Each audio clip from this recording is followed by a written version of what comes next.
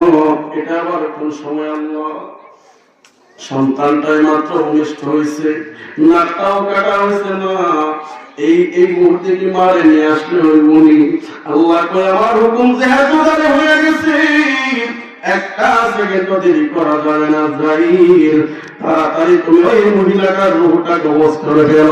একবার জোরে বলা যাবে কি সুবহানাল্লাহ। এবার আপনার কি করলেন, মহিলাটা কপ করে দিলে তার রূহটা নিয়ে আসলেন। মহিলাটা এই তক্তা থেকে গড় দিয়া সমুদ্রের তলে চলে গেছে। আল্লাহ কয় জিবরাইল,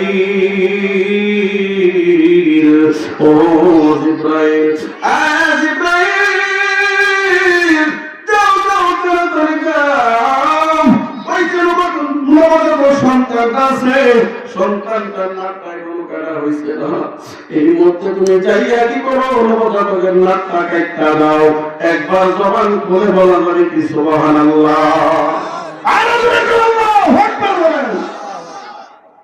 এবার আল্লাহ দেখতে জিবরাইল নাকটা কাটটা দাও। জিবরাইল কি করলেন, নাক কাটলেন। এবার জিবরাইল চলে গেলেন যে বাবা এই বাচ্চাটা তক্তার উপরে বসে আছেন।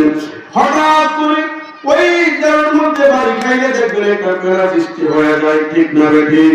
ফেনা যখন সৃষ্টি হয়ে গেছে গো, ফেনা সৃষ্টি হওয়ার পরে ফেনা কি করলেন আল্লাহ কুদরতি গরম ফেনা বাচ্চাটার নেকিরাক দিয়ে একটা বেড়ে দিছে।